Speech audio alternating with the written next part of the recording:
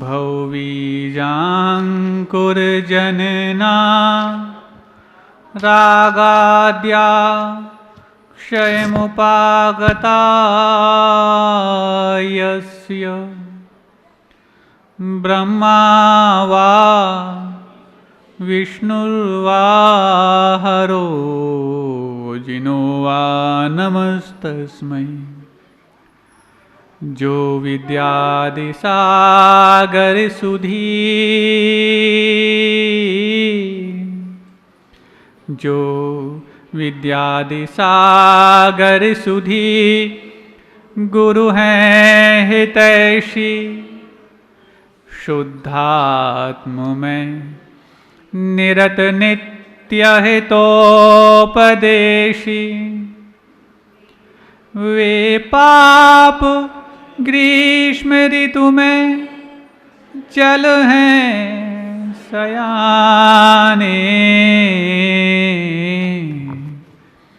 पूजूं उन्हें सतत केवल ज्ञान पाने। पूजूं उन्हें सतत केवल ज्ञान पाने। देवादिदेव 1000 श्री शीतलनाथ भगवान की परम पूज्य आचार्य परमेष्ठी गुरुदेव श्री विद्यासागर जी महामुनिराज की पूज्य आचार्य श्री समय सागर जी महाराज की 3 कम 9 करोड़ मुनिराजों की नगर गौरव त्रय मुनिराजों की। देखो महानुभाव, कल महाराज जी ने अपन सबके लिए ज्ञान दिया था, उपदेश दिया था। महाराज जी का मंगलाचरण हुआ। अपन सभी लोग मीठी मीठी मुस्कान के साथ में गुरुदेव के लिए नमोस्तु निवेदित करेंगे, इस एक भावना के साथ में कि गुरुदेव अपनी मंगल देशना से हम सभी लोगों का उद्धार करें। नमोस्तु गुरुदेव, नमोस्तु नमोस्तु गुरुदेव। पिछले दिनों से अपन जिस विषय को लेकर के एक एक पग आगे बढ़ रहे हैं और बढ़ना भी आवश्यक इसलिए कि जब तक वस्तु के महत्व को नहीं पहचाना जाता तब तक उसकी उपयोगिता के बारे में भी हम सही न्याय नहीं कर पाते। कई बार उपयोगिता वस्तु के महत्व को बढ़ाती तो कई बार महत्व के कारण उसकी उपयोगिता न्याय पाती। जिस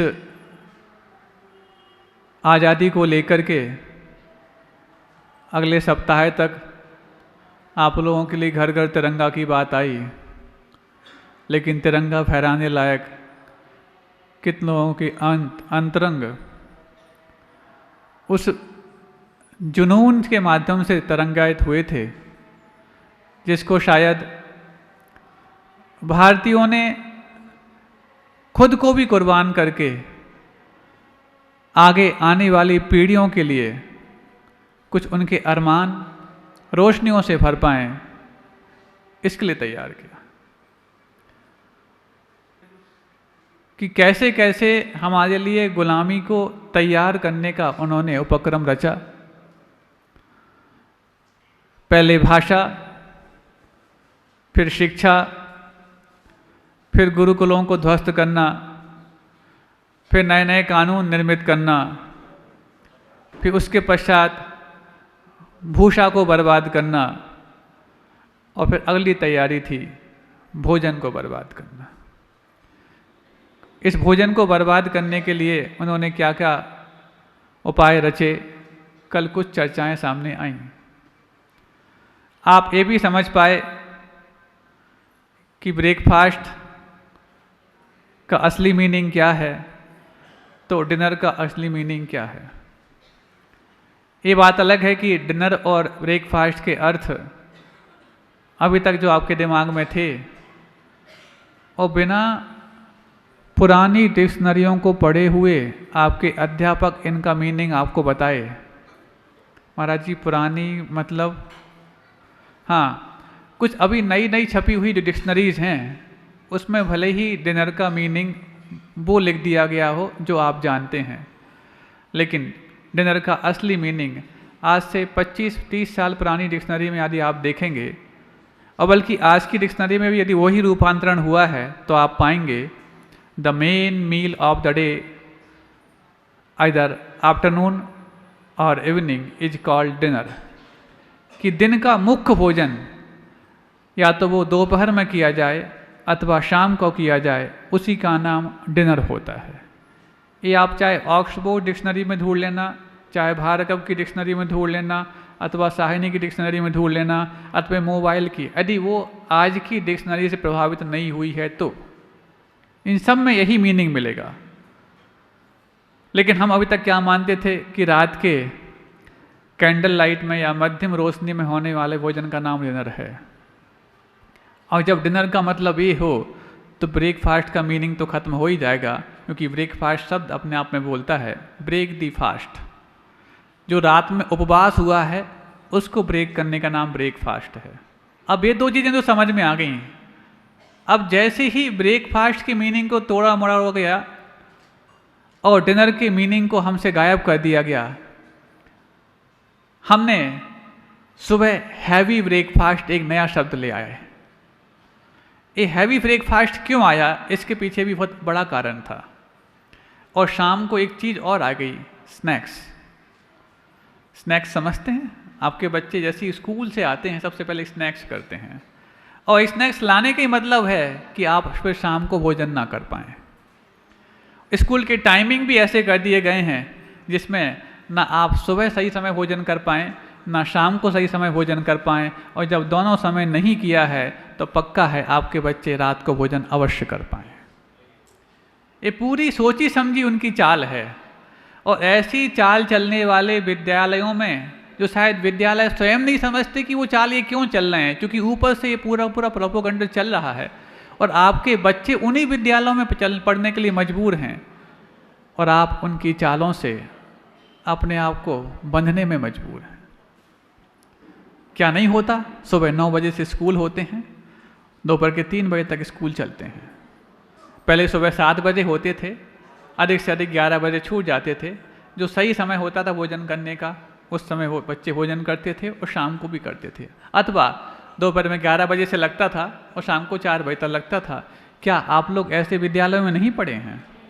और पढ़े हैं इसी कारण से आज तक तुम उस पढ़ाई का मूल्य समझ पाए हो। ये हल्ला क्यों हो रहा है? शांति से जल्दी बैठो, संचालक लोग भी शांति से।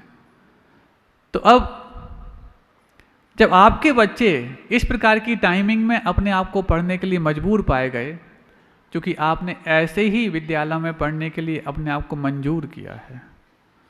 अब एक दिन हमने फिर भी संकेत किया था कि उनकी ये साजिश कि आपके बच्चों की परीक्षाएं उन्हीं दिनों में कंडक्ट कराएंगे जिन दिनों में आपके पर्यूषण पर्व होंगे अथवा आपके त्यौहार होंगे।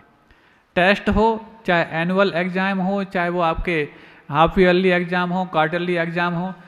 जहाँ तक हमने वाली बात आज से 15 दिन पहले कह दी है, पंचायत कमेटी या ट्रस्ट कमेटी ने इस बारे में कितनी अपनी कोशिशें की हैं, कितनी कोशिशें की हैं, और यदि कोशिशें की हैं तो क्या आपने फीडबैक लिया है? अभी तो सुन लीजिए, सुनते जाइए। अब स्नैक्स जो एक शब्द आया, स्नैक समझते हो आप? समझते हो स्नैक क्या होता है? बरसात में बहुत निकलते हैं। ये बरसात में निकलने वाले स्नैक आपके घर में रोज निकलते हैं। बताओ कि आपने बच्चों के स्नैक्स नहीं कराते आप? 3 बजे आएंगे, स्नैक्स उनका टाइम ही है। मतलब जो जैसे कुंडली मार करके वो स्नैक्स बैठा रहता है, ऐसे ही आपके बच्चों के पेट में जब वो उस समय भोजन जाएगा तो वो भी कुंडली मार करके बैठा रहेगा, इसलिए उसका नाम स्नैक्स रखा है। क्योंकि भोजन के जो टाइमिंग हैं आयुर्वेद के हिसाब से और भोजन शास्त्र के हिसाब से, आप पहले सुन लीजिए। ये साइंस ऑफ ईटिंग में बताया गया है, पता नहीं आपने देखा कि नहीं देखा, कई बार इस विषय पे बोला है, आपने रिकॉर्ड करके उसको डाल दिया है। डाला मतलब भले ही हो, लेकिन उसको आप अच्छे से समझ लीजिए। उसका संक्षिप्त रूप बता रहे हैं। सूर्योदय के बाद से लेकर 4 घंटे तक का समय सभी के लिए सुनने लायक है, सिर्फ बच्चों नहीं, बच्चों के माता पिता को भी। सूर्योदय के बाद से लेकर 4 घंटे तक का समय और सूर्यास्त के 2 घंटे पहले से सूर्यास्त तक का समय, ये 2 ही समय होते हैं जब आपकी जठराग्नि प्रदीप्त होती है।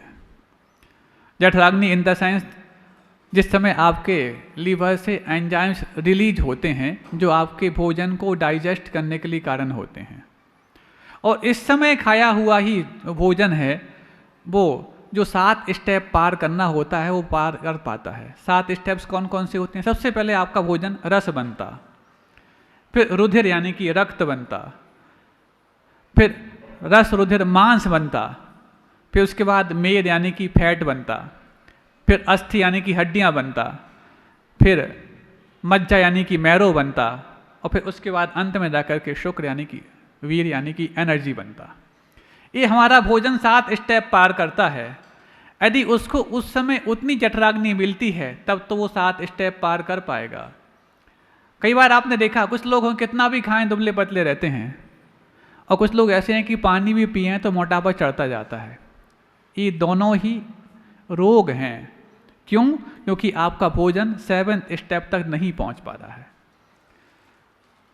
जिस समय जठराग्नि इतनी रहती कि मांस रस बनता, रुधिर बनता, आगे नहीं बढ़ पाता, कितना भी खाओगे दुबले पतले बने रहोगे। और जिस समय जठराग्नि इतनी रहती कि रस बनता, रुधिर बनता, मांस बनता, मेद बनता और आगे नहीं बढ़ पाता, तो आप पानी भी पिएंगे तो फैट पे जाके रखेगा, मोटापा बढ़ता जाएगा। फिर आप कितना भी सर्जरी कराओ, रोबोटिक सर्जरी कराओ, मोटापा घटाओ, लेकिन आप इस सर्जरी की आवश्यकता है ही नहीं है। यदि आपने मेंटल सर्जरी आपने कर ली है तो बहुत आराम से आप इन रोगों से लड़ सकते हैं और व्यवस्थित हो सकते हैं। अब बताओ, क्या इस समय आपके बच्चों के लिए भोजन करने का मौका मिलता है? और इस टाइमिंग का जो हमने अभी बताई, इस टाइमिंग का सबसे अच्छा पालन करते हैं सारे मुनि महाराज, साधु, व्रती इत्यादि। दिन में एक बार लेते हैं, लेकिन दिन में एक बार लेते हुए भी प्राय सुबह के समय लेते हैं। वो सुबह से लेकर के और सूर्योदय के बाद से लेकर 4 घंटे तक का समय होता है। अपवादों को छोड़ दिया जाए तो तब तो एक बार का खाया हुआ 24 घंटे एनर्जी देता है। अंतराय हो जाए तो 48 घंटे दे लेता है, और हो जाए तो और भी देता रहता है। और आप दिन में कई बार खाने के बावजूद भी अपने आप को कमज़ोर और एनर्जी लेस मील फील करते हैं। क्यों? आपका भोजन 7th स्टेप तक पहुंच ही नहीं पा रहा। जिस 7th स्टेप का नाम एनर्जी है, वहां तक पहुंचाने के लायक उस भोजन को उतनी अग्नि मिलनी चाहिए। जैसे मान लो तवा बहुत गर्म है, उसमें आप छोटी सी चीज़ डाल दोगे तो वो जल जाएगी, और तवा में मंदी आंच है, उसमें बड़ी चीज़ रख दोगे मोटी तो वो कच्ची रह जाएगी। जिस समय जठराग्नि प्रदीप्त है उस समय यदि आप प्रॉपर डाइट देते हैं तब तो वो लास्ट तक पहुंचेगा। लेकिन आपने अपना रखा जिस समय जठराग्नि प्रदीप्त हो रही उस समय ब्रेकफास्ट करते, मतलब जठराग्नि बहुत जल रही है उसमें थोड़ा सा डाल दे तो वो जल जाता है। और जिस समय दोपहर में अथवा रात में जठराग्नि मंदी हो गई, मतलब तवा मंदा हो गया, उस समय आप लंच करते हैं अथवा रात्रि भोजन करते हैं, मतलब कम आंच में ज़्यादा चीज़ पकाते हैं तो वो कच्ची रह जाती है। दोनों से ही हम अपने आप को एनर्जी लेने लायक नहीं बना पाते हैं। फिर अलग से एनर्जी ड्रिंक लो, अलग से फिर एनर्जी टैबलेट्स लो, तमाम चीज़ें लेते रहो, वो होगा ही नहीं जो आप चाहते हैं। अब देखो, इस टाइम का सबसे अच्छा पालन करते हैं सारे साधु और दूसरे सारे पशु पक्षी। एक बार सुबह चरने जाते हैं, दोपहर में जुगाली करते हैं, एक बार शाम को चरते हैं, रात को जुगाली करते हैं। उनके लिए किसी डॉक्टर की आवश्यकता नहीं पड़ती और हमेशा एनर्जाइज बने रहते हैं। ये मतलब जो कम पढ़े लिखे हैं, बल्कि बिल्कुल पढ़े लिखे नहीं हैं, उनके पास तो ये विवेक है कि हमें भोजन तो करना है लेकिन कब करना है। और तुम पढ़े हो लेकिन वहीं पढ़े हो, ये भी नहीं मालूम कि भोजन जैसी चीज़ के साथ भी हम न्याय कर पाएँ। जब भोजन जैसी आपकी पसंदीदा वस्तु के प्रति भी आप न्याय नहीं कर पा रहे हैं तो जन जन जैसे आपके गैर पसंद लोगों के साथ आप न्याय कैसे कर पाएंगे? बात समझ में आपको आ रही है? अब देखो, जब ये हुआ ब्रेकफास्ट, अब लोग कहने लग गए हैवी ब्रेकफास्ट। अरे हैवी ब्रेकफास्ट क्यों बोल रहे हो? वो तो भोजन ही हो गया।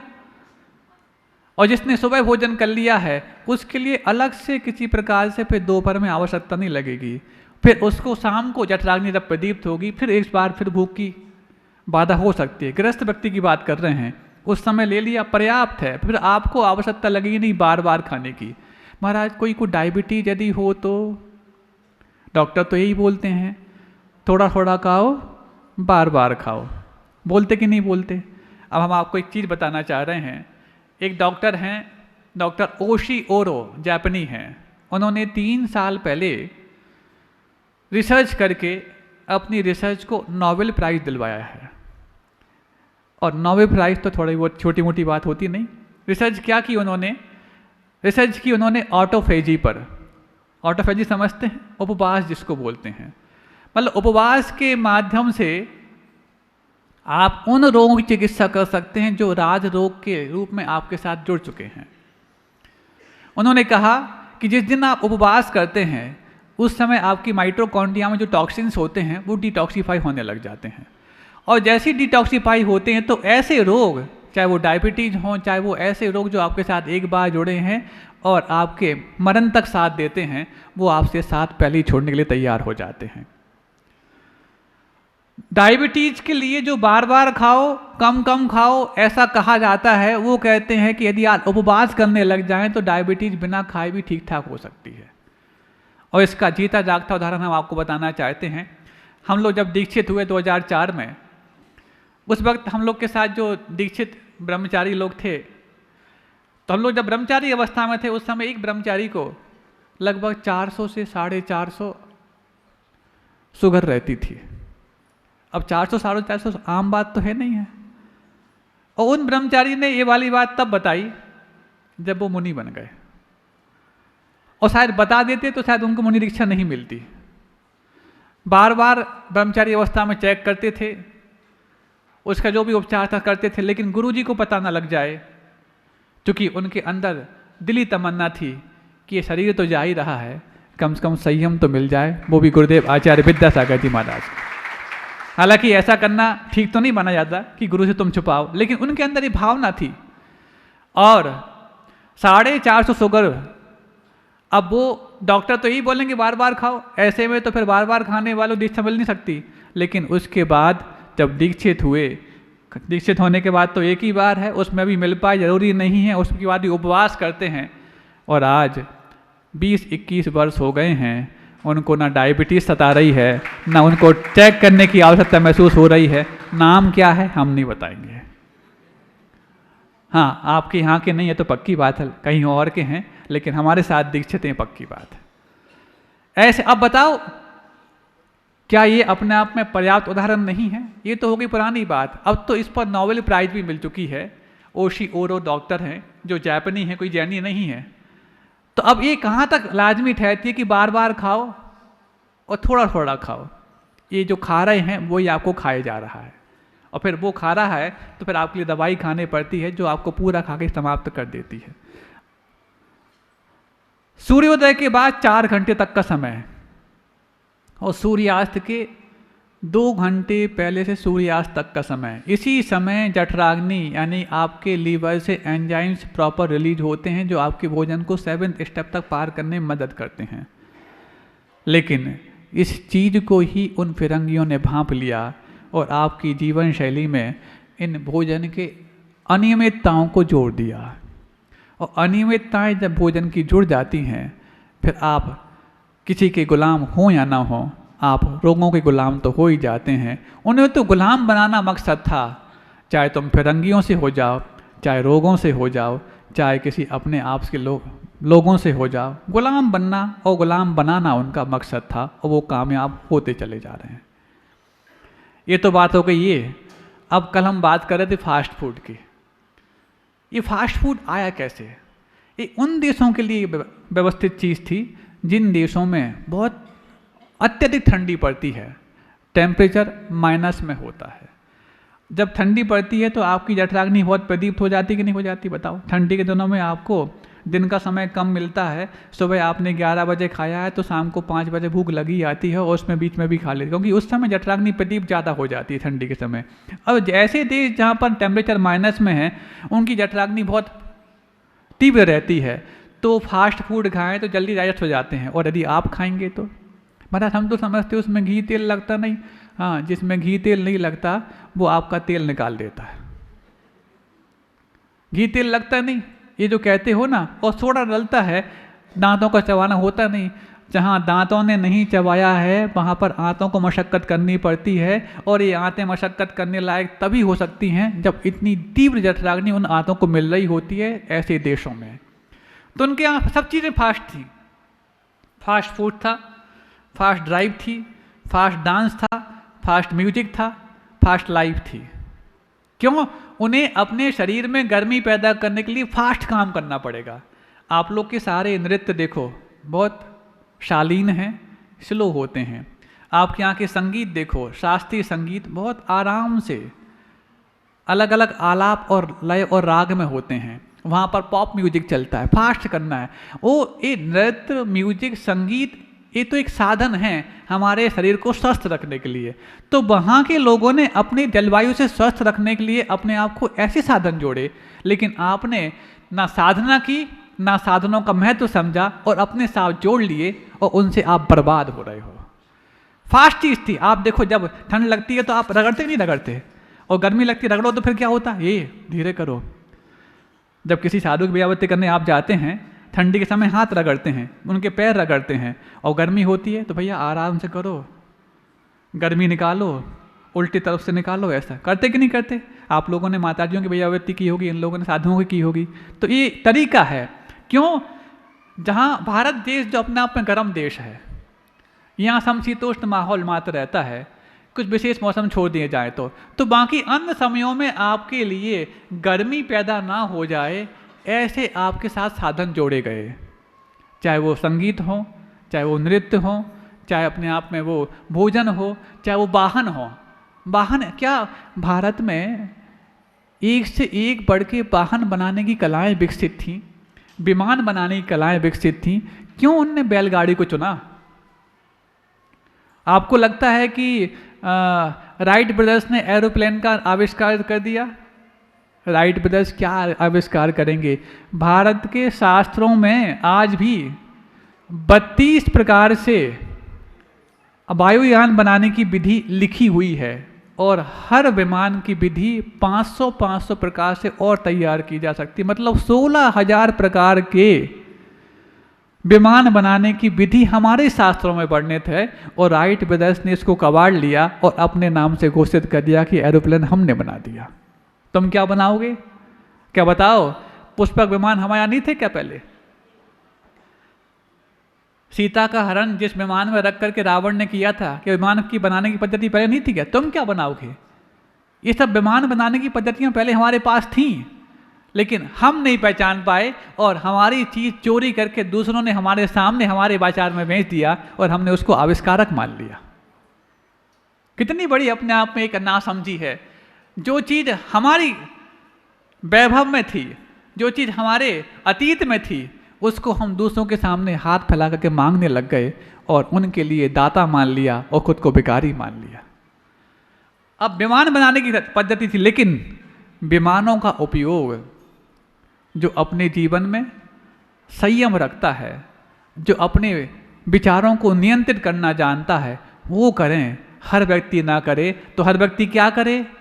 यात्रा तो उसको करनी है, तो उन वाहनों से करे जिन वाहनों से यात्रा करने पर उसके शरीर पर विपरीत प्रभाव ना पड़े, और उसके बदले में जानवरों का पालन भी होना लग जाए। इसलिए बैलगाड़ी थे, बग्गियाँ थीं, घोड़े थे।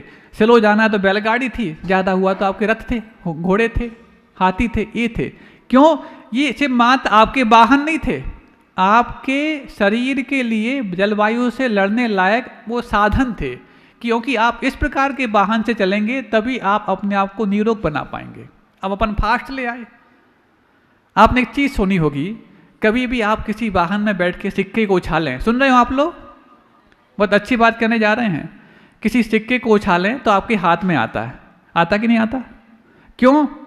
हमने सिक्का उछाला था यहाँ, वो हमारे हाथ में यहाँ क्यों आ गया? क्योंकि उस वाहन के साथ साथ वो पूरा वातावरण भी मूवमेंट कर रहा था। ऐसे ही जिस वाहन में आप बैठे हैं, जब बाहर का वातावरण आपके साथ साथ मूव करता है तो आपके भीतर का वातावरण भी आपके साथ साथ मूव करता है। तो फास्ट वाहन में आप बैठते हैं तो आपके अंदर की जो मूवमेंट है वो फास्ट होने लग जाती है, और जैसे ही फास्ट होती है तो आप कभी देखना, जैसे ही आप यात्रा करके आते, भले ही बैठ के आए हैं, आपको यात्रा करने के बाद थकान होती कि नहीं होती? जब आप यहाँ बैठे हैं थकान नहीं हो रही है, आप किसी वाहन से यात्रा करने जा रहे हैं और बैठ के आए, बल्कि लेट के भी आए, तो भी आपको थकान लगेगी। क्यों थकान हुई? क्यों दर्द हो रहा हाथ पैरों में? दर्द होने का मतलब ये नहीं है कि आपके शरीर के अंदर के अवयव यहाँ से वहाँ अलग हो गए। सिर दर्द भी होने का मतलब नहीं कि सिर यहाँ की जगह यहाँ आ गया हो, सिर तो वहीं की वहीं है। दर्द क्यों हो रहा है? क्योंकि वहाँ पर वात बार बार अटैक कर रहा। वात, पित्त और कफ 3 चीज़ें होती हैं।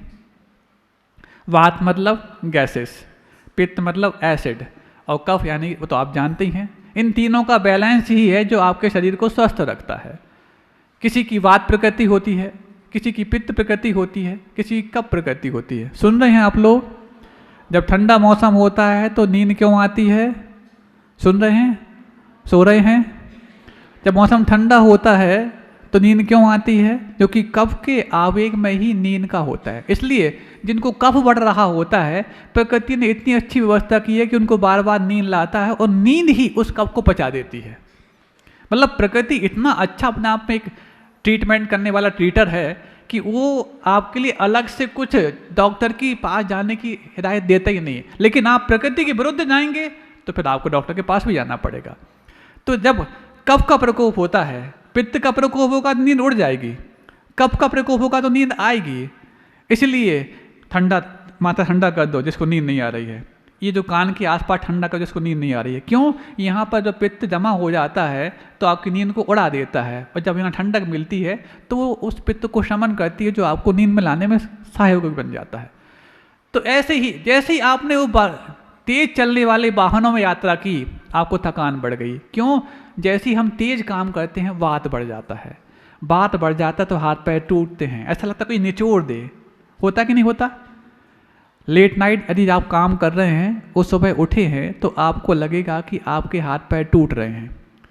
टूटने का मतलब ये नहीं कि हाथ टूट के कहीं गिर जाता है। आपका हाथ आपके हाथों में रहता है, आपके पैर आपके पैरों में रहते हैं, लेकिन वहाँ वात जो अटैक कर रहा है, आपको दर्द पैदा हो रहा है। सुन रहे हैं? आपकी निजी जिंदगी हम बात कर रहे हैं, और किस कारण से आपने अपनी निजी जिंदगी से खिलवाड़ कर रखा है, उन फिरंगियों के मकसद की और मंसूबे की बात भी हम कह रहे हैं। तो आपके साथ फास्ट वाहन जोड़ दिए। अब देखो, अब आप सोचो, हम जो फास्ट करना चाह रहे हैं काम, वो फास्ट करने के पीछे क्या उद्देश्य है? हम जल्दी काम कर लेंगे। जल्दी करने के बाद आप क्या करोगे? बाकी बचे समय में हम थोड़ा आराम कर लेंगे। आराम करके आप क्या पाना चाहते हैं? हम सुखी रहेंगे। बहुत अच्छी बात है, सुखी रहना लक्ष्य है ना आपका। तो सुखी आप जल्दी काम करके होंगे कि जल्दी काम करके जो आप रोग पालेंगे उन रोगों का इलाज करके सुखी होंगे? आप निरोग रहो, सुखी वैसे ही रहोगे। पहले फास्ट काम किया, बात बढ़ा लिया, और बात जो होता है वो पित्त को अथवा कफ को हवा देता है। एक सूत्र है, पित्त पंगु कफ पंगु पंगव मलधातवा वायु यत्र नियंते तत्व सर्वंति मेघवत। ये सूत्र आयुर्वेद का है कि पित्त भी पंगु है और कफ भी पंगु है और सारे धातु उपधातु भी पंगु हैं। लेकिन पंगु मतलब समझ तो लंगड़े, लेकिन वात यदि इन सबको साथ देता है तो इन सब बादलों की तरह बरसने लग जाते हैं। किसी की कफ प्रकृति है, यदि उसका बात उखड़ गया है तो उसके कफ संबंधी रोग लेकर के आएगा। किसी की पित्त प्रकृति है, यदि उसका बात उखड़ गया है तो पित्त संबंधी रोग लेकर के आएगा। और किसी की बात प्रकृति ही है और बात उखड़ गया है तो बात संबंधी और बहुत सारे रोग होते हैं। 84 प्रकार के रोग बात संबंधी होते हैं। जितने भी वर्तमान में रोग हैं वो या तो पित्त संबंधी हैं, कफ संबंधी हैं, अथवा बात संबंधी हैं, अथवा पित्त और कफ दोनों मिक्स संबंधी हैं, बात और कफ संबंधी हैं, अथवा बात और पित्त संबंधी हैं। और कुछ रोग ऐसे होते हैं जो तीनों के उद्रेक से एक साथ होते हैं, जिनको सन्निपातः रोग बोलते हैं। उनका तो इलाज बहुत कठोर होता है, क्योंकि एक को संभालते हैं दूसरा उखड़ता, दूसरे को संभालते एक उखड़ता। इसीलिए कभी भी किसी भी चिकित्सक के पास आप जाओ, वो चिकित्सक किस प्रकार का रोगी है उस रोगी के प्रकृति को समझ के चिकित्सा करता है।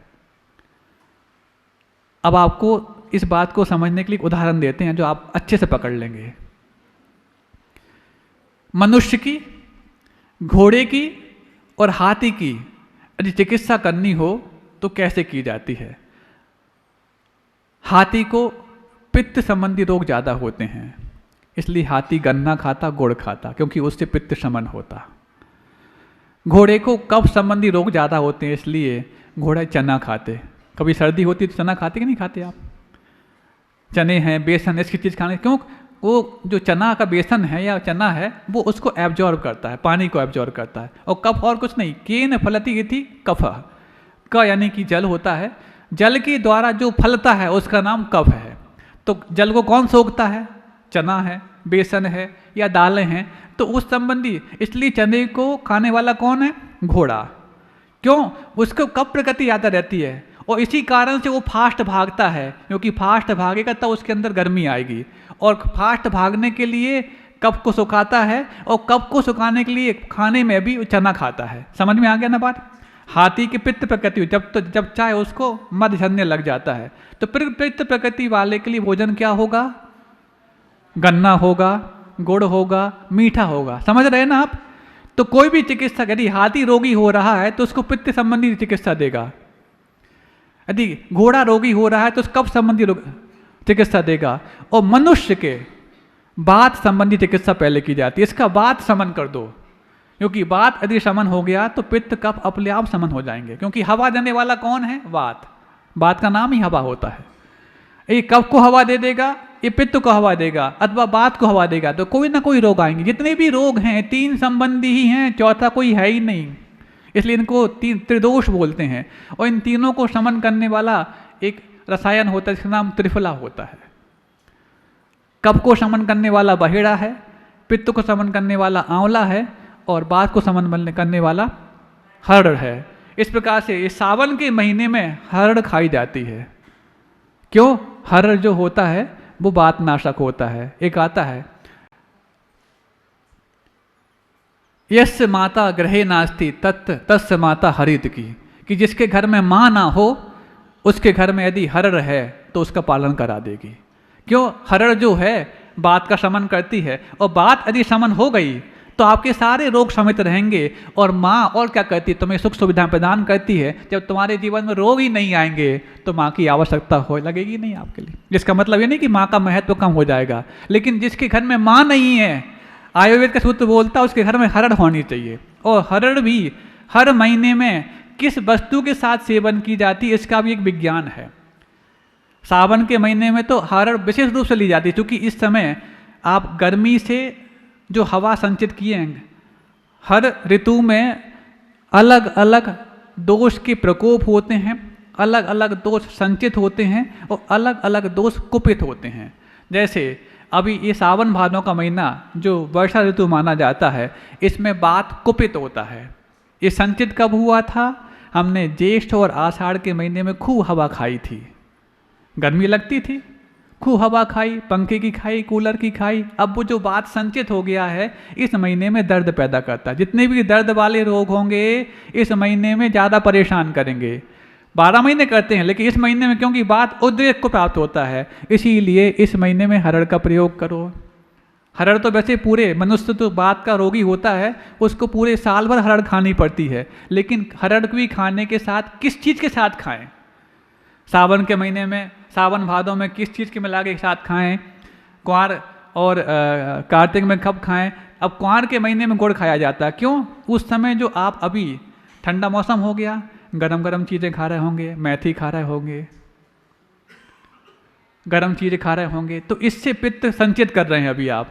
कुपित कब होगा? क्वार के महीने में, कार्तिक के महीने में, शरद ऋतु जब आएगी तो उस समय क्या? गुड़ खाया। गुड़ क्या होता है? पित्त को शमन करने वाला होता है, इसलिए गुड़ हाथी को भी खिलाया जाता है और मनुष्यों को भी खिलाया जाता है। कब? क्वार और कार्तिक के महीने में। ऐसे हर ऋतुओं में संचय काल भी होते हैं और प्रकोपन काल भी होते हैं। अभी बात का प्रकोप काल है और संचय काल किसका है? पित्त का। अभी पित्त संचित होगा, बाद में उदय में आएगा। फिर ऐसे ही कब का संचय काल आता है? सर्दियों में। फिर वो कुपित कब होता है? बसंत ऋतु में। चैत के महीने में चना खाया जाता है। क्यों खाया जाता है? क्योंकि अब कफ प्रकोप को उत्पन्न हो गया। ठंडी में कब संचित हुआ?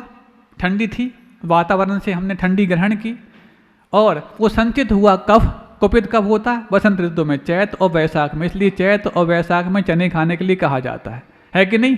ये सब व्यवस्थाएं इतनी अच्छी तरीके से बनाई गई हैं कि आप बड़े बड़े रोगों से लड़ सकें। लेकिन इन सब व्यवस्थाओं को ध्वस्त किया उन्हीं फिरंगियों ने आपकी भोजन संबंधी नियमावली को भंग करके। सोचो, जितने डॉक्टर्स आज हो गए हैं, इतने डॉक्टर्स की आवश्यकता थी ही नहीं, कम पड़ रहे हैं। गांधी जी ने एक बहुत अच्छी बात कही थी, जितनी भी अस्पतालें हैं वो सब पाप की जड़ें हैं। सुन के आपको शौक लगेगा कि गांधी जैसा परोपकारी व्यक्ति, मानवता की सेवा करने वाला व्यक्ति अस्पतालों को पाप की जड़ क्यों कह रहा है? अस्पतालों को पाप की जड़ कहने का मकसद उनका ये नहीं था कि यहाँ पर चीड़ा फाड़ी होती, हिंसा होती है इस कारण से। अरे ये तो हिंसा मानी नहीं जाती गृहस्थ जीवन में, क्योंकि यहाँ पर तो ये आरंभ भी हिंसा में आएगी। तो फिर क्या है? क्यों पाप की जड़ कहा? वो भी गांधी जैसे व्यक्ति ने। इसलिए कहा, जितनी अधिक अस्पतालें होंगी, जितने अधिक मेडिकल स्टोरेज होंगे, उतना व्यक्ति अपने जीवन शैली के प्रति लापरवाह होगा। अरे कुछ भी खाओ, कैसे भी करो, कुछ भी, बाजू में डॉक्टर है ना, हम दिखाएंगे, ठीक कर देंगे। बाजू में मेडिकल स्टोर है ना, ऐसे डाइक्लोविन लेंगे और ठीक हो जाएंगे। अब डाइक्लोविन तो एक ऐसी दवा हो गई जो हर व्यक्ति के मुख पे, हरी पन्नी वाली दवा, होता कि नहीं होता? ये 10 पैसे की दवा 2 रुपये में, 3 रुपये में बिकती है। क्यों बिकती वो तो कोई जाने, क्योंकि ये डाइक्लोविन के माध्यम से आपको तुरंत पेन किलर तो दिया जाता है, लेकिन ये पेन किलर है, किलर हो तो फिर भी ठीक है, लेकिन इसके माध्यम से और आपके भीतर इससे भी बड़े डोज लेने की संभावनाएं बढ़ जाती हैं। तो अब वात, पित्त और कफ, ये 3 रोग हैं, 3 दोष हैं, इन संबंधी रोग हैं, और इन संबंधी दोषों को ठीक करने के लिए आपके पास व्यवस्थाएं होनी चाहिए, होती हैं। तो गांधी जी ने ये कहा, क्यों कहा? क्योंकि जितना व्यक्ति अपनी जीवन शैली के प्रति लापरवाह होगा, और लापरवाह व्यक्ति क्या करता है? पुण्य करता कि पाप करता है? सुविधा भोगी व्यक्ति पुण्य करता कि पाप करता है? जितना लापरवाह होगा उतनी सुविधाओं की मांग करेगा, जितनी सुविधाएं बढ़ेंगी उतने पाप में जाएगा। अब पाप में जाने के लिए कारण क्या बना? आप जब पहले 2, 4, 10 गांवों में एकमात्र वैद्य होते थे, सुना है आपने हकीम जी का नाम? पूरे आसपास के जिले के लोग हकीम जी के पास इलाज कराने आते थे। क्यों आते थे? क्योंकि पहले व्यक्ति, इतने डॉक्टर्स थे ही नहीं, और रोग इलाज करने के लिए एक था, तो व्यक्ति अपने आप सदा जीवन जीता था, भोजन पानी व्यवस्थित करता था, किसी प्रकार से हमारे लिए अनावश्यक रोग ना हो जाए इससे बचता था। अब घर घर अस्पतालें हैं, गली गली में मेडिकल स्टोर हैं, कुछ भी खाओ, कैसे भी खाओ, चाट पकौड़ी खाओ, कैसे भी, चांटे खाओ चाहे चाटा खाओ, कुछ भी खाओ, खाते चले जाओ, और फिर उसके बाद जो होगा डॉक्टर संभाल लेंगे। इसीलिए गांधी जी ने अस्पताल जैसी संवेदना भरी और सेवा भरी चीज के लिए भी मजबूरन पाप की जड़ कहा। अस्पतालें बढ़नी नहीं चाहिए। मेडिकल हब नागपुर चातुर्मास जब किया, नागपुर तो मेडिकल हब माना जाता है, वहाँ के लोग जब मेहमान आते हैं तो सिर पकड़ते हैं, क्योंकि वो मेहमानी करने नहीं, इलाज कराने आए हैं। और अब वो मरीज तो इलाज पाएगा अस्पताल में, उनके अटेंडर इलाज पाएंगे उनके घर में। सुन रहे हो? आप लोग के यहाँ मेहमान आए तो आओ भगत करते हो, उनके यहाँ मेहमान आए तो हाय हाय करते हैं, अब आ गए, कितने दिन इलाज चलेगा। और कोई भी व्यक्ति यदि दूर नागपुर में इलाज कराने गया है तो पक्की बात है कि 8-15 दिन से कम तो होगी नहीं। और आजकल जब शादियाँ 3 घंटे की होती हैं और मेहमान नवाजी 8-15 दिन की होने लग जाए, वो भी एक आध मेहमानों चल जाए। बताते हैं वो जबलपुर से ट्रेन चलती है नागपुर के लिए, उसमें तो सारे मरीज ही आते हैं, सारे मरीज आते हैं। हालांकि फिर भी वो मेहमान नवाजी करते करते इतने आदी हो गए हैं कि उनको लगता है कि अब जो जीवन शैली में बनी गया है, वो समझते हैं हमारे घर में 4 सदस्य नहीं 40 हैं, 4 हमारे 36 रोगियों के, करना पड़ता है, क्या कर सकते हैं। तो ये मेडिकल हब बनता है, और हर वर्ष नागपुर में 3 से 4 बड़े बड़े अस्पताल नए खुलते हैं। अब आप समझिए, ये मेडिकल हब है कि मेडिकल हवा है? क्यों बढ़ते जा रहे हैं आखिरकार? क्या इतनी अधिक जनसंख्या हर साल बढ़ रही है? जनसंख्या भले ही बढ़े या ना बढ़े, और जैनों ने तो अपनी जनसंख्या कम कर ली है, लेकिन रोग बढ़ते जा रहे हैं। और रोग बढ़ते जा रहे हैं तो अस्पताल बढ़ना स्वाभाविक है, क्योंकि अधिकांश अस्पतालें आपके भरोसे चल ही रही हैं। इसलिए डॉक्टर केनेथ वॉकर जो हुए, उन्होंने कहा कि व्यक्ति अपने पूरे जीवन काल में जितना भोजन करता है, उस पूरे जीवन काल में किए हुए भोजन के आधे भोजन से तो अपना पेट भरता है और आधे भोजन से डॉक्टर का पेट भरता है। स्वयं डॉक्टर होकर के बात कह रहे हैं वो। और यदि व्यक्ति अपने भोजन को कुछ कटौती करने लग जाए तो मुझ जैसे डॉक्टर के पास आने की उसको आवश्यकता ही ना पड़े। एक कितना कटु सत्य एक डॉक्टर बोल गया। लेकिन ना आपको ऋतुचर्या का ज्ञान है, ना मौसम का ज्ञान है, ना भोजन विज्ञान है, ना ईंधन विज्ञान है। किस प्रकार के ईंधन पर कौन सा भोजन बनना चाहिए, पाक शास्त्र में ये तक वर्णित है कि किस लकड़ी की अग्नि पर कौन सा भोजन बनना चाहिए। अब तो लकड़ी गई, गैस चूल्हा भी गया, इंडक्शन आया और माइक्रोवेव आ गया। एक दिन हमने बताया था जिज्ञासा के समय, सुना होगा आप लोगों ने, कि माइक्रोवेव बनाया नहीं गया था, बन गया था एक सरफरे के माध्यम से। वो एक प्रयोग कर रहा था, कुछ भी चीज़ उठा करके एक मैग्नेटिक ट्यूब में करंट फ्लो करा रहा था। तो क्या देखा उसने, अपने जेब में रखी हुई चॉकलेट पिघलने लग गई। अब वो सोचता है रूस जैसे जहाँ पर ठंडी माइनस में होती है, वहाँ पर चॉकलेट पिघलने क्यों लग गई।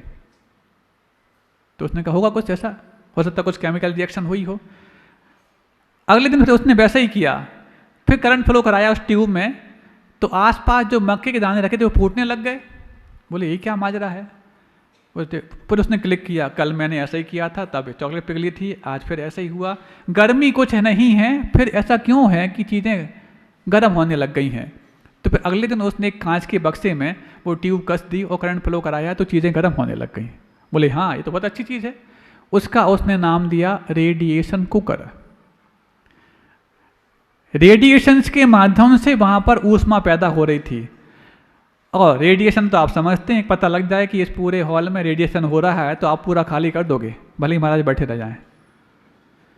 जब सुनामी आई थी जापान में, जब वहाँ के थर्मल पावर, थर्मल नहीं, रेडियो एक्टिव जो कहना चाहिए बिजली बनाने के संयंत्र चलते हैं, वहाँ पर रेडिएशन होने लग गया तो पूरे पूरे गांव खाली कर दिए थे। अब वो गांव खाली कराने की क्षमता रखने वाला रेडिएशन जब आपके घर में घुस गया हो, तो 1946 में इस रेडिएशन कुकर का नाम पड़ा और आविष्कार अचानक हो गया। और 1976 में रूसी सरकार ने उस पर बैन लगा दिया उसके दुष्प्रभावों को देख करके। और सारे भारतीय सरफरे शताब्दी जब 21वीं लग गई अपने घर में ले आए, उसको नाम बदल के, जिसका नाम माइक्रोवेव ओवन है। इसलिए मुझे उस दिन कहना पड़ा था कि जिनके घर में इंडक्शन कॉयल है, जिनके घर में माइक्रोवेव ओवन है, इंडक्शन में सोचो, जिस इंडक्शन कॉयल की जो प्लेट ऊपर की प्लास्टिक की होती है वो कभी नहीं पिघलती और आपके उसके ऊपर रखा हुआ भोजन उबलने लग जाता है। ऐसे कौन सा अपने आप में जादू हो गया, क्योंकि वहाँ पर ईंधन है ही नहीं, वहाँ ऊष्मा है ही नहीं, वहाँ पर तो रेडिएशन है जो हर वस्तु, चाहे वो सॉलिड हो चाहे वो लिक्विड हो, उसका अपना एक इलेक्ट्रॉनिक स्ट्रक्चर होता है और उस रेडिएशन के माध्यम से पूरा पूरा डिस्टर्ब होता है और विकृत होता है। और उससे बनी हुई वस्तु जब आप अपने अंदर भेजते हैं तो विकृतियाँ होती हैं और कैंसर इसका सबसे मुफ्त उपहार है। उस लेख में यहाँ तक आया माइक्रोवेव वाले कि यदि आपको अपने दुश्मन से बदला लेना हो, हैं दुश्मन आपके, दुश्मन है क्या, पहले ही दुश्मन आपके पास है प्रमाद के रूप में। यदि आपको अपने दुश्मनों से बदला लेना हो तो कुछ मत करना, उसको एक माइक्रोवेव दे देना, वो भी खुश और आप तुम भी खुश। वो गिफ्ट पाके खुश हो जाएगा और तुम गिफ्ट दे के खुश हो जाओगे, क्योंकि इसका कबाड़ा हो ही जाएगा। इसलिए उस दिन हमें बहुत कठोर शब्द कहने पड़े थे कि तुम भले ही अपने जीवन से खिलवाड़ करो, करना, हम नहीं कहते कि करो, अपने बच्चों से खिलवाड़ करो, तुम जानो, लेकिन कभी साधुओं से खिलवाड़ मत करना। कभी भी इंडक्शन और माइक्रोवेव में बना हुआ भोजन या पानी तुमने यदि साधुओं को दिया है तो साधु हत्या के भागीदार तुम माने जाओगे। सुन रहे हो? आज पहले तो क्या होता था, चटपट करते तो आवाज आ जाती है, अब तो तुरंत पानी गर्म नहीं है ना, तुरंत 1 मिनट में गर्म होकर जाता है और हम समझ जाते हैं कहाँ से आया हुआ था, लेते ही नहीं है फिर उसको। क्योंकि आपने पक्का इंडक्शन से गर्म किया होगा। सेकंड्स में 1800 डिग्री सेंटीग्रेड टेम्परेचर हो जाए सेकंड्स में, और सोचो तुम्हारी प्लास्टिक की प्लेट गर्म ना हो। ये क्या है आखिरकार? ये कौन सा जादुई बात है? ये कुछ नहीं है, ये जादुई तरीके से तुम्हारे शरीर को बर्बाद करने की हरकत है उन फिरंगियों की। भोजन बर्बाद हो गया, ईंधन बर्बाद हो गया, आपके बर्तन बर्बाद हो गए। एल्यूमिनियम आपके घर में घुस चुका है और प्लास्टिक घुस चुका है। प्लास्टिक क्या होता है पता है आपको? प्लास्टिक कहां से टपकता? किसी पेड़ में लगता? भगवान टपकाते ऊपर से? कहां से आता है बताओ? जमीन से आता ना। कुछ लोग कहेंगे समुद्रों के नीचे से निकलता है, रिलायंस कंपनी उसके ग्रेन्यूल्स तैयार करती है, यही कहोगे ना। ये प्लास्टिक के दाने बनते कैसे हैं? जमीन में खेती होती है कि आकाश से टपकते हैं? ये और कुछ नहीं, प्लास्टिक। जिस शोले को तुम प्लास्टिक की थैली में रख करके अपने आप को शुद्ध मानते हो, एक बार प्लास्टिक के बारे में चर्चा कर लो कि प्लास्टिक कितना शुद्ध है। क्या है प्लास्टिक? बनता कैसे? महाराज पेट्रोलियम पदार्थ सुना है, ऐसा है, बहुत अच्छा। पेट्रोल बना कैसे? भाई जमीन में पानी तो इसलिए होता है ऊपर से गिरता है, लेकिन जमीन में पेट्रोल कहां से आया? जब ऊपर से गिरता है क्या? जब ऊपर से पेट्रोल नहीं गिरता तो जमीन में पेट्रोल पैदा हो कैसे गया? बताओ। लिक्विड चीज है ना वो तो हजारों वर्ष पूर्व जो जलीय जंतु, मछली हैं, मगर हैं, मत्स्य हैं, ये जब उनकी मृत्यु हो गई और वहीं उनके शरीर का परिणमन हुआ तो वो जीवाश्म बन गए, जिसका नाम फॉसिल्स आप बोलते हैं, और वही हाइड्रोकार्बन बना, और वही हाइड्रोकार्बन फिर आपके घर में पेट्रोलियम के रूप में अथवा प्लास्टिक के रूप में आ गया। अब सोचो कोई वास्तुविद आपके घर में आए और सर्च करे कि कोई नेगेटिविटी आपके यहाँ है, और उसने सर्च करके बता दिया कि हो ना हो यहाँ पर कोई हड्डी गड़ी होगी, तो उसकी बात मान करके अपने कमरे को तुम 10-10 फुट खुदवा दोगे इतनी सी हड्डी के टुकड़े बाहर निकालने के लिए, और उन्हीं हड्डियों से बनी हुई चीज़ें आपके घर में रखी रहती हैं। और प्लास्टिक क्या है? नेगेटिव ऊर्जा का सबसे बड़ा स्रोत प्लास्टिक है। अब चूंकि आपने आम जीवन शैली में उसको जोड़ लिया है, उसी में रख के आप 16 लेकर के आते हैं, मन शुद्धि, वचन शुद्धि, काय शुद्धि। अब काय शुद्धि, अब क्या बताओ तुम्हारे लिए? अब तो हमारे सामने लेकर आए हो, घर में तो वहीं सूखते हैं, उली प्लास्टिक की डोरी पे सूखते हैं। कितना क्या करें? जितना संभव है उतना हम कह सकते हैं, लेकिन जो शुद्धि श्रावक होते हैं, यदि मान लो उनके लिए शुद्ध वस्त्र ले जाना ही होता है तो स्टील की बॉक्स में लेकर के जाते हैं, खुद को भी सुरक्षित रखते हैं और अपने आप को भी उन। सोचो यदि किसी बर्तन में एक बार यदि मांस पक जाए तो आगम कहता है कि उसमें समूचन जीवों की उत्पत्ति कभी खत्म नहीं होती, उसको तुम गर्म भी कर दो, जला भी दो तो। अब जो स्वयं अपने आप में मांस का पिटारा है, महाराज बहुत पहले था ना वो तो, हाँ बहुत पहले, बहुत पुराना मांस खा लोगे तुम क्या? हाँ पेपर बैग है या फिर जूट के बैग आते थे पहले, जूट के बैग वो हैं, अथवा नहीं है तो सबसे अच्छा प्लास्टिक का वो स्टील का बॉक्स है ना, छोटे छोटे बॉक्स आते हैं, उसमें अपने लेते थे। सारे ब्रह्मचारी लोग जो हम लोग उस समय थे, उस समय ही प्रयोग करते थे। अब वो प्लास्टिक आपके घर में घुस गया, एल्यूमिनियम घुस गया। एल्यूमिनियम तो आपको बर्बाद करने के लिए आपके घर में घुसाया गया। और कब बना एल्यूमिनियम? आज से 150 साल पहले एल्यूमिनियम का आविष्कार हुआ, जबकि एल्यूमिनियम जिस चीज़ से बनता बॉक्साइट, वो बॉक्साइट भारत में पर्याप्त मौजूद था, लेकिन किसी भी भारतीय ने एल्यूमिनियम बनाने की फितरत महसूस नहीं की। ये अंग्रेजों ने शुरुआत की। क्यों? जब जेलों में स्वतंत्रता संग्राम सेनानी बढ़ते जा रहे थे और उन पर कोई ऐसा गंभीर आरोप नहीं था कि इनको फांसी पर चढ़ा दिया जाए, तो उनको इतनी लोगों को खिलाएंगे कैसे और कब तक खिलाएंगे? इसलिए तरीका निकाला, भारत में बॉक्साइट बहुत होता है, बॉक्साइट से एल्यूमिनियम बनाया जाए और एल्यूमिनियम में ही बनाया जाए और एल्यूमिनियम में ही खिलाया जाए। इसलिए आज जेलों में एल्यूमिनियम के बर्तन ज़्यादा होते हैं। क्यों? इसमें यदि ये खाएंगे और बना के खाएंगे तो इनको कैंसर होगा, और कैंसर होगा तो अपने आप मर जाएंगे, हमें कुछ करना ही नहीं पड़ेगा। जेलों के लिए बना था एल्यूमिनियम, आज हर घर में जेल है। सुन रहे हो? फ्राइंग पैन है कि नहीं महाराज? आजकल तो बगार उसके बगार होते ही नहीं है।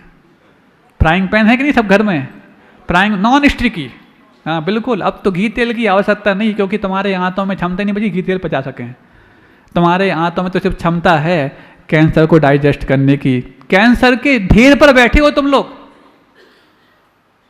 जैसे ही तुम्हारा इम्यून कमजोर होगा वो आपको गिरफ्त में ले लेगा। तुमने तो कोई कसर छोड़ी नहीं कैंसर को अपनाने की। अब एल्यूमिनियम से कैंसर, माइक्रोवेव से कैंसर, इंडक्शन से कैंसर, और फ्राइंग पैन, हाँ फ्राइंग पैन के जो ऊपर होती है ना एक लेयर होती है, एक बार यदि आपकी काम वाली बाई खरोंच दे बस हो गया काम। फिर आप कुछ भी बनाओ, हरे हरे हरे राम यही कर सकते हो, कुछ नहीं कर सकते। अब कैंसर नहीं हो पा रहा है इसका मतलब ये नहीं है कि हमें और कुछ दूसरा नहीं हो रहा है। जैसा कैंसर घातक है वैसी आपकी यदि मजबूत प्रतिरोधक क्षमता है तो वो छोटे छोटे साइड इफेक्ट तो आपको हो ही रहे हैं। हो रहे कि नहीं हो रहे? ये राजरोग का मतलब एक बार आप पर राज करना शुरू हो जाए तो आपके पास से जाते नहीं, इनका नाम राजरोग। क्यों? हर घर में है, हर तीसरे व्यक्ति को डायबिटीज है आज, हर तीसरे व्यक्ति को बीपी की समस्या है आज। ये रोग आ कैसे गए? हमने अपनी जीवन शैली के साथ इतना बड़ा खिलवाड़ किया इसलिए आते चले गए। अब शुरुआत हमने की थी ब्रेकफास्ट से और डिनर से, आज हमने बात की स्नैक्स और लंच से। अब स्नैक्स और लंच यदि आप कर रहे हैं, एक और नई चीज़ जुड़ गई। जैसे ही बच्चे स्नैक्स करते हैं शाम को वो करके आकर के, पहले आप लोग आराम करते थे दोपहर में, अब बच्चे आराम करते हैं शाम को। और खतरनाक है, तो सबसे ज़्यादा खतरनाक। दोपहर में आराम करना भी कम खतरनाक नहीं था, लेकिन शाम को आके जो 3-4 बजे के बाद सोते हैं, 2-2 घंटे सो जाते हैं, अब बताओ उनको रात को कैसे सुलाओगे? और लेट नाइट यदि आप वर्कआउट कर रहे हैं तो उससे दिमाग होता है हैंग। बच्चे पूछते हैं महाराज जी एकाग्रता नहीं बनती, कंसंट्रेशन नहीं होता, लेट नाइट स्टडी करना पहले बंद कर दो। महाराज रात को ही तो पढ़ पाते हैं, फिर दिन में तो कहाँ संभव है, सुबह उठ ही नहीं पाते। पहले रात को पढ़ना बंद कर दो, तुम चाहे सो चाहे जागो तुम्हारी ऊपर है। रात को कोई काम नहीं करेंगे। और यदि नींद नहीं आती तो हमने आपको तरीका बताया था 4-5-8 का साइकिल। 4 सेकंड तक आप श्वास लो, 7 सेकंड तक आप रोक के रखो और 8 सेकंड में उसको रिलीज करो। ऐसे 4 और 7 11 और 8 19 सेकंड का एक साइकिल है। इस साइकिल को 15 से 20 बार करो सोने के पहले, और 15 से 20 बार में 19 सेकंड को मल्टीप्लाई करोगे तो मुश्किल से 4 या 5 मिनट लगेंगे, आपको नींद पक्की आएगी। करके देख लो। जो गोलियां खा करके अपने आप को गोली शूट कर रहे हैं और नींद आनी तब भी बंद हो गई, इस तरीके को अपनाएं। क्योंकि मिलिट्री में ये साइकिल चलता है 4-7-8 का, क्योंकि वहाँ पर हमेशा आशंका लगी रहती है कहीं कोई दुश्मन तो नहीं आ गया, तो उनको नींद अनिद्रा का रोग हो जाता है। उस अनिद्रा के रोग से बचने के लिए कोई टैबलेट नहीं खाता, इसी चीज़ को अपनाता है 4-7-8 के साइकिल को। अब सोचो कितनी सारी चीज़ें आपके लिए प्रकृति ने वरदान के रूप में दी हैं, लेकिन फिरंगियों ने बर्बाद करके रखी हैं। अब बताओ आप गुलाम हैं कि आज़ाद हैं? ये भारत 47 के पहले का भारत है, 47 के बाद का भारत है। कितनी चीजें हो गई यहाँ सोचो। आज की जितनी चीजें बताई गई एक बार और सुनना पड़ेगा आपको, तब याद रह पाएंगी। कितनी सारी चीजें हैं जो बर्बाद करके आपको रखी हैं। एक ही चीज आपको शायद उस बर्बादी से बचाए है, जिसका नाम गुरुओं का आशीर्वाद है।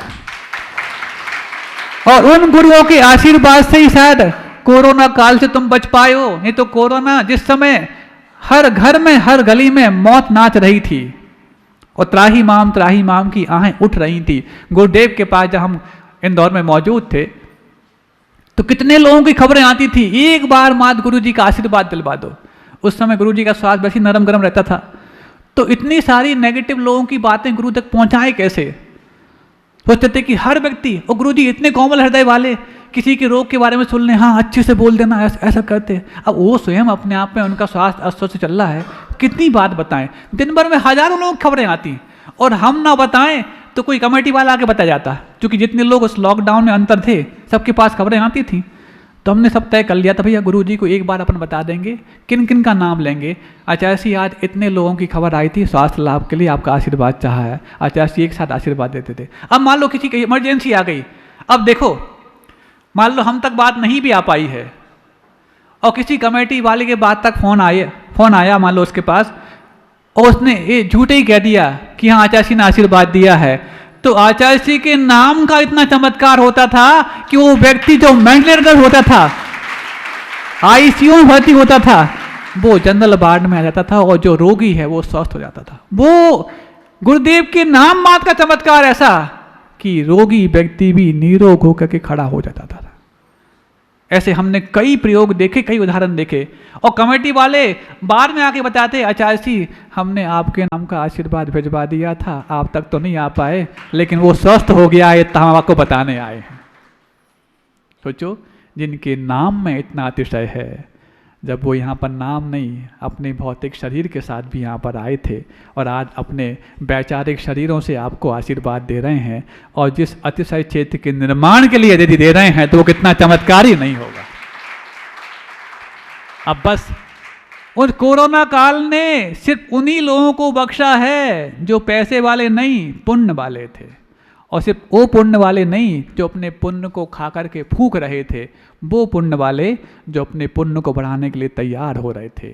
और पुण्य को बढ़ाने का इतना बड़ा अवसर आपके हाथों में गुरुदेव के आशीर्वाद से मिल गया है। आप अपने पुण्य को बढ़ाने में लेट मत होना। हमें मालूम है अंत तक सब आओगे। अरे जब कल ठेकेदार आ गए और सब तैयार हो गया, महाराज के पास कल चले गए यहाँ के कमेटी वाले, और कल सब चीज़ें तय हो गई कि कैसा क्या क्या होना है, कितने समय में बनना, सारी बातें तय हो चुकी हैं। अब बात एग्रीमेंट जो कोर्ट में शामिल पास होना है वही मात्र बचा है, सारी व्यवस्थाएं। और रक्षाबंधन के बाद से, चूँकि रक्षाबंधन की छुट्टियां लगी रहती हैं, अभी कारीगर काम नहीं करते, रक्षाबंधन 5-6 दिन बाद है, रक्षाबंधन के बाद से राजस्थान में आपके गढ़ाई वाले, नक्काशी वाले पत्थरों का निर्माण शुरू हो जाएगा। और ये वाली बात हमारे सामने मात्र नहीं, सागर में महाराज जी के सामने भी तय हो चुकी है, और ये बात वहाँ से हमारे तक आ भी चुकी है कि ऐसा ऐसा तय हो चुका है।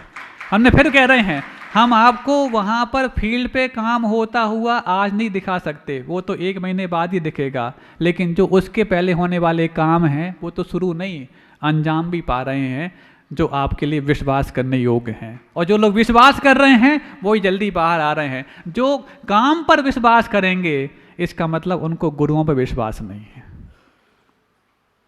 बात कर रहे हैं? जो ये सोच रहे हैं काम शुरू होने दो, हम बहुत बड़ा करेंगे, हैं बहुत से लोग ऐसे। तुमने काम को महत्व दिया है, गुरु को महत्व नहीं दिया है। अब इससे बड़ा और क्या कहें? सारी चीज़ें व्यवस्थित चल रही हैं। हमने बताया ना, एक तो अभी वहाँ पानी भरा हुआ है, और दूसरा काम को जो व्यवधान थे उन सबको दूर करने के सारे प्रयास किए जा रहे हैं, और प्रयास सफल भी हो रहे हैं, एक एक बार में सफल हो रहे हैं। अब वो देखो, जो कल जो आया था लोकेश नाम का ठेकेदार, उससे सब चर्चाएं हुई, जो भी हुई व्यवस्थित हुई। उसके बाद हम सोचे थे कि अभी नहीं, इसके बाद दूसरे को बुलाना पड़ेगा, लेकिन जो अपन सोच रहे थे उस तरीके से वो पहले वाले में ठीक हो गया। तो आपने कभी सुना होगा ना, पहला रिश्ता जो आता है यदि सफल हो जाता है तो अंत तक निभाता है। और वहां जाकर के भी तय हो गया, जो महाराज जी चाह रहे थे वैसा उसने स्वीकार किया, और व्यवस्थित सब कुछ हो गए। ये लोग कल गए थे, वहां से सब बातें करके आए हैं। अब तो मात्र फील्ड पे होने वाले काम को बस 1 महीने का सब्र रखो। आप फील्ड पे होने वाला काम भी दिखेगा, उसके पहले छोटे मोटे काम अब वो भी दिखेंगे, और उसके पहले ही दिखेंगे, हो सकता है आज कल में दिखेंगे। हमने उस दिन भी कहा था, जो बाउंड्री वाल जो उस वास्तु को व्यवस्थित करेगी, वो बाउंड्री वाल बनने के लिए आवश्यक चीज़ों का निर्माण शुरू हो गया है। कल कोई पूछा, बोले महाराज जी बाउंड्री वाल हम कल गए थे, देख बनी तो है ही नहीं। अरे भाई परसों 3 दिन पहले तो हमने बात कही, आज बन जाएगी पूरी क्या? उसकी व्यवस्थाएं बनना शुरू हो गई हैं, उसकी लोकेट हो गया है, कहाँ कहाँ उसकी व्यवस्था वो है। अब वो बाउंड्री वाल तो बनना है आरसीसी की, उसके लिए वो क्या बोलते हैं, पिंजरे बनते हैं, क्या बोलते हैं, पिलर बनते हैं, बीम बनते हैं, वो सब बनना शुरू हो चुके हैं। अब वो बनना शुरू हो तो कहीं और हो रहे हैं, और तुम्हें वहाँ दिखा दें जहाँ पानी भरा है। अभी गड्ढे खोदेंगे तो वहाँ पानी निकलेगा। तो थोड़े से अपने सब्र को पानी डालो, सब चीज़ होगा, लेकिन पहले अपने आप को तैयार कर लो। तुम ठेकेदार पे विश्वास करना चाहते हो कि महाराज पे विश्वास करना चाहते हो? और जिसका विश्वास करके तुम तैयार हुए, तुम्हारे जीवन में आदरणीय वही होगा। जब आप वहाँ पर कारीगर और मजदूर काम करते देखेंगे, तब आप अपने आप को आगे आओगे संकल्प के लिए, तो पक्का तुम्हारे जीवन में आदरणीय कारीगर और मजदूर हैं। उन सब लोगों के लिए विशेष आशीर्वाद है जिनने काम को नहीं, गुरुदेव के आशीर्वाद को विश्वास दिया है और सबसे पहले आ गया। ये तुम विश्वास करते हैं, जितने लोग यहाँ बैठे हैं सब आएंगे, अंत तक आएंगे ही, हम उसके पहले जाएंगे नहीं। लेकिन अब तुम्हें सोचना है तुम्हारे लिए आदरणीय कौन है, कारीगर और ठेकेदार कि महाराज जी। अहिंसा परमो धर्म की, बोधि समाधि परिणाम शुद्धि, स्वात्मोपलब्धि शिव सौख्य सिद्धि, चिंतामणिम चिंतित वस्तु दाने, त्वाम वंदमानस्य ममास्तु देवी।